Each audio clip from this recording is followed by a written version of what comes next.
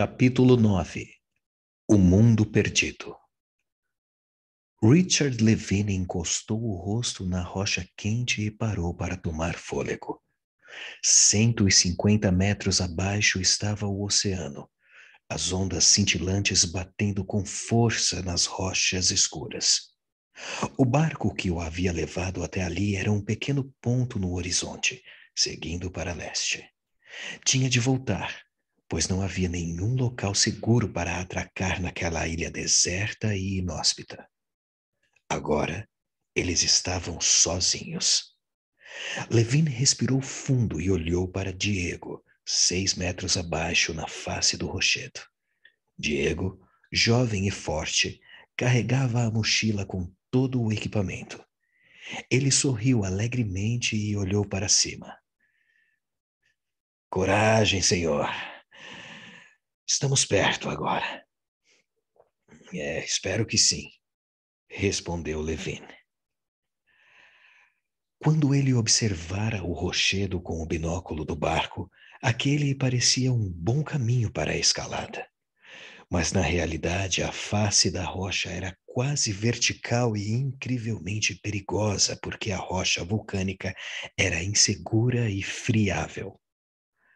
Levine ergueu os braços, estendendo as mãos para o próximo ponto de apoio. Segurou a rocha. Pequenas pedras se soltaram e sua mão deslizou para baixo.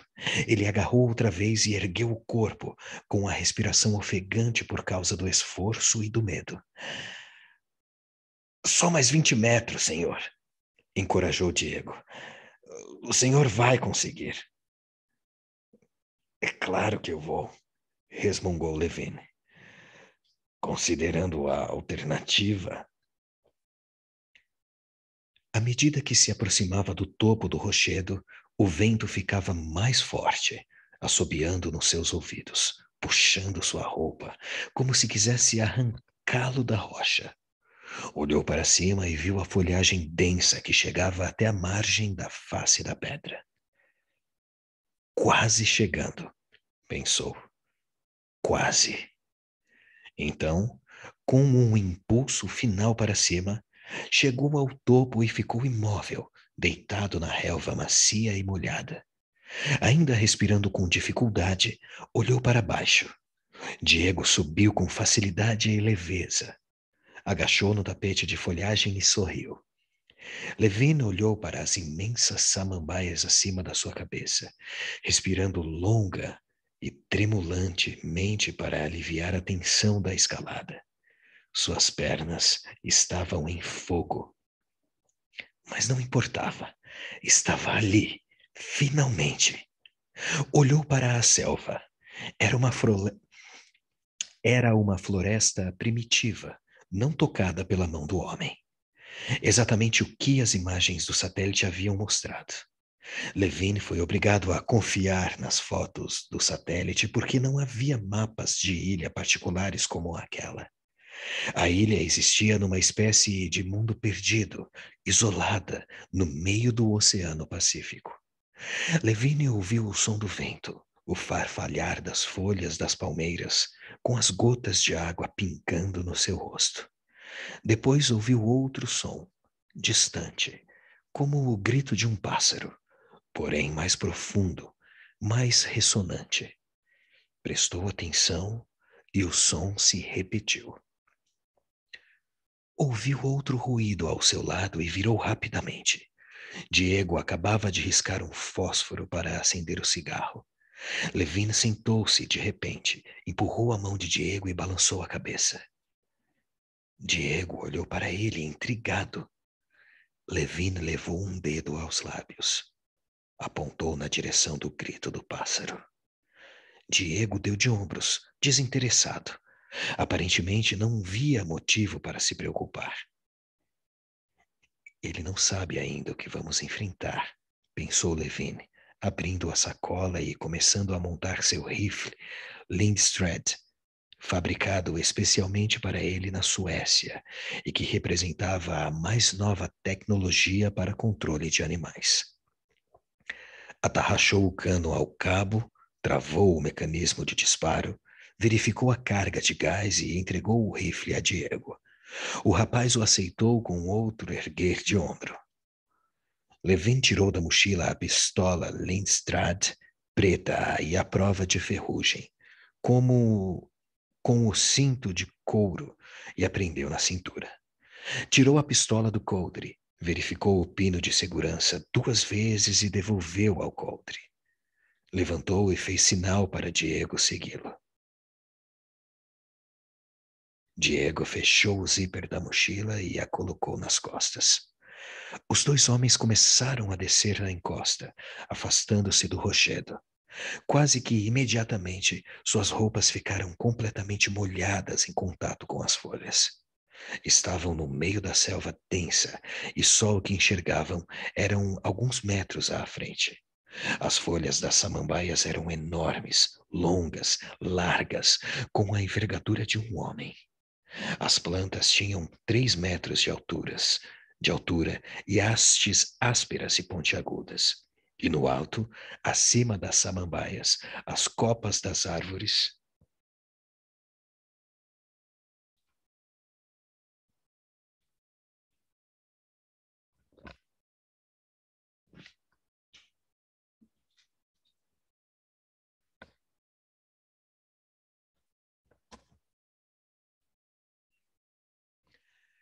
bloqueavam quase que completamente a luz do sol.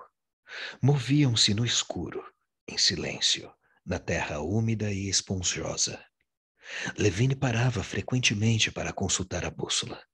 Seguiam para o oeste, descendo uma encosta íngreme na direção do interior da ilha. Ele sabia que a ilha era o que restava de uma antiga cratera vulcânica, exposta à erosão durante séculos. A área interna consistia numa série de cordilheiras baixas que levavam ao chão da cratera. Porém, especialmente ali, no lado leste, o solo era íngreme, acidentado e traiçoeiro. A sensação de isolamento, de estar de volta ao mundo primitivo, era palpável. Com o coração batendo forte, Levin desceu a encosta. Atravessou um regato cheio de musgo e começou a subir novamente. No topo da cordilheira seguinte, havia uma abertura na folhagem e uma brisa reparadora. De onde estava, no alto, ele via a outra extremidade da ilha, uma linha de rochedos negros a quilômetros de distância. Entre ele e os rochedos, via apenas a selva ondulante. Ao lado dele, Diego disse: Fantástico. Levine rapidamente fez um sinal de silêncio. Mas, senhor, protestou Diego, apontando para a vista. Estamos sozinhos aqui. Levine balançou a cabeça com impaciência. Já havia explicado tudo isso a Diego durante a viagem de barco. Uma vez chegando à ilha, não deveriam falar nada de fixador de cabelo, água de colônia ou cigarros. Toda a comida estava hermeticamente fechada em sacos de plástico. Tudo acondicionado cuidadosamente. Nada que pudesse exalar cheiro, nada que fizesse qualquer ruído. Vezes sem conta ele havia explicado a Diego a importância dessas precauções. Mas era óbvio agora que Diego não prestara a menor atenção. Ele não compreendia. Levin tocou Diego com o cotovelo e balançou a cabeça outra vez, irritado. Diego sorriu. Senhor, por favor, solo hay pájaros aqui. Nesse momento, ouviram um som profundo e trovejante, um grito que parecia extraterreno, vindo de algum lugar da floresta, abaixo de onde estavam. Depois de um momento, responderam-lhe do outro lado da floresta. Diego arregalou os olhos. Levine disse só com o movimento dos lábios: Pájaros. Diego ficou calado, mordeu o lábio e olhou para a floresta. Ao sul, as copas das árvores começaram a se mover. Uma parte da floresta de repente adquiriu vida, como que roçada pelo vento. Mas o resto continuava imóvel. Não era o vento. Diego fez o sinal da cruz. Ouviram mais gritos, cada um com a duração de 1 minuto mais ou menos. Depois, silêncio outra vez. Levin desceu da pequena elevação e começou a descer a encosta, penetrando mais no interior da selva.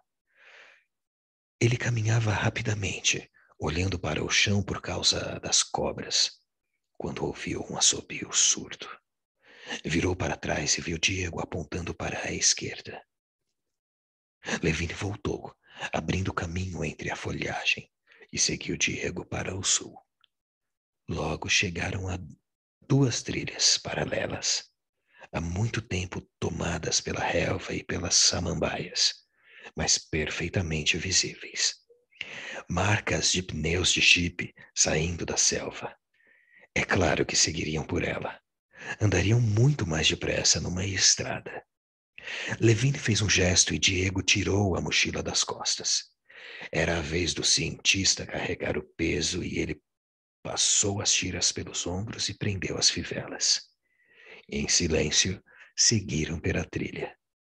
Em certos lugares mal podiam ver as marcas do jeep, cobertas agora pela vegetação espessa. Era evidente que ninguém transitava por ali há anos, e a selva estava sempre pronta para recuperar o espaço perdido. Atrás dele, Diego resmungou e praguejou em voz baixa. Levin voltou-se e viu Diego levantar o pé com cuidado. Tinha pisado num monte de excremento verde de animal. Levin voltou. Diego passou o pé nas samambaias para limpar a bota suja até o cotovelo. O excremento parecia consistir em pedaços claros de feno misturado com alguma coisa verde. O material era leve e fragmentado, seco, antigo. Não tinha cheiro. Levin examinou o solo até encontrar os restos das marcas da passagem do animal. Os excrementos eram bem formados, com 20 centímetros de diâmetro. Definitivamente, de um herbívoro de grande porte. Diego estava em silêncio, mas de olhos arregalados. Levin balançou a cabeça e continuou a andar. Enquanto estivessem encontrando sinais evidentes de herbívoros, não ia se preocupar. Pelo menos, não muito. Mesmo assim, tocou o cabo da pistola como para que se tranquilizasse um pouco. Chegaram a um regato com margens lamacentas nos 2 lados. Levin parou. Na lama, havia marcas definidas de pés de animais, com 3 dedos, algumas delas bem grandes. Sua mão aberta não chegava a cobrir completamente a pegada. Ergueu os olhos e viu Diego fazendo o sinal da cruz outra vez, segurando o rifle com a outra mão. Esperaram, ouvindo o murmúrio suave do regato. Alguma coisa brilhou na água. Levine se inclinou para a frente e apanhou um pedaço de tubo de vidro do tamanho de um lápis, com uma das extremidades quebradas e marcas graduadas num dos lados. Era uma pipeta do tipo usado nos laboratórios de todo o mundo. Levine a ergueu contra a luz, girando-a entre os dedos. Estranho, pensou ele. Uma pipeta de laboratório sugeria. Virou para o lado a tempo de notar um rápido movimento. Algo pequeno e marrom corria sobre a lama da margem do regato, mais ou menos do tamanho de um rato. Diego resmungou, surpreso. Então o animal desapareceu entre a folhagem. Levine agachou na lama ao lado da água e examinou as marcas dos pés deixadas pelo pequeno animal. Pés com 3 dedos, como os de uma ave. Viu outras marcas iguais, algumas maiores, a poucos centímetros de distância. Levine já vira essas marcas antes, nas trilhas do rio Purgatoire, no Colorado. onde a antiga linha da costa estava agora fossilizada, com as pegadas dos dinossauros perpetuadas nas pedras. Mas essas estavam na lama, eram recentes e feitas por animais vivos. Sentado nos calcanhares, Levine ouviu um leve rangido à sua direita. Viu o movimento suave das samambaias. Ficou imóvel, esperando. Depois de algum tempo, um animal espiou entre as samambaias. Parecia do tamanho de um camundongo. A pele lisa e sem pelos, e olhos muito grandes, bem no alto da cabeça pequenina.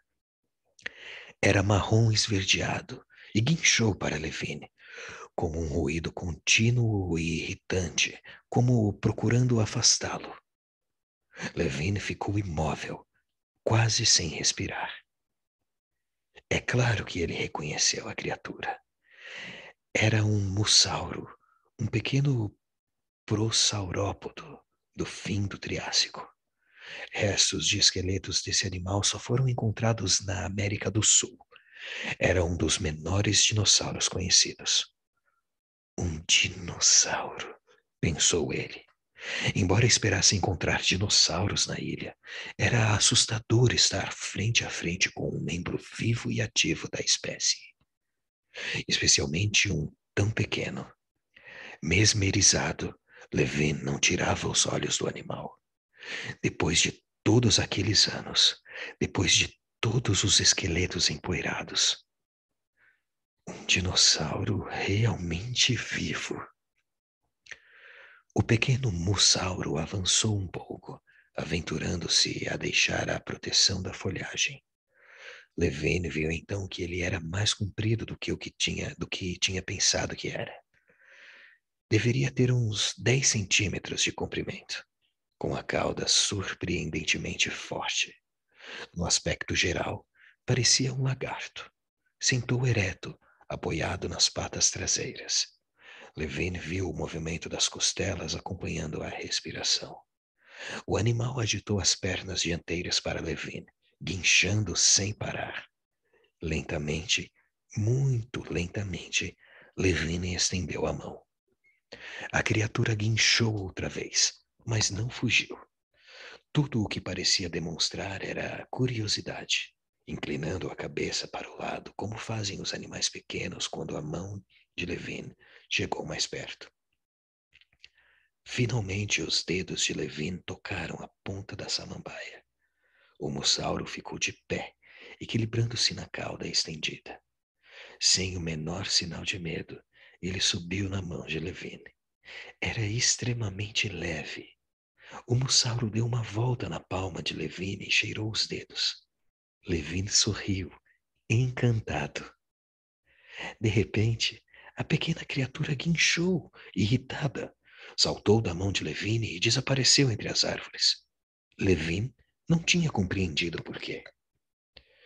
Até que sentiu um cheiro horrível e percebeu um movimento nos arbustos. No outro lado, ouviu um rosnado surdo. Mais movimento entre os arbustos. Por um breve momento, Levin lembrou-se de que os carnívoros selvagens costumavam caçar perto dos rios e regatos, aproveitando a vulnerabilidade da presa, inclinada para beber. Mas era tarde demais. Ouviu um brado estridente e apavorante e, quando se voltou, viu Diego aos gritos sendo arrastado para os arbustos, que se agitavam violentamente. Levin viu de relance um pé enorme com o dedo médio em forma de garra curva. Então o pé desapareceu. Os arbustos continuaram a se agitar. De repente, a floresta em volta dele explodiu em rugidos de animais assustados. Viu um vulto enorme saltando para ele. Richard Levin virou e correu, sabendo que não podia escapar. Algo pesado agarrou a mochila e ele caiu de joelhos na lama, compreendendo naquela fração de segundos que, a despeito de todo o planejamento, apesar de todas as suas deduções inteligentes, as coisas tinham saído terrivelmente erradas e ele ia morrer. Fim do capítulo 9. O Mundo Perdido.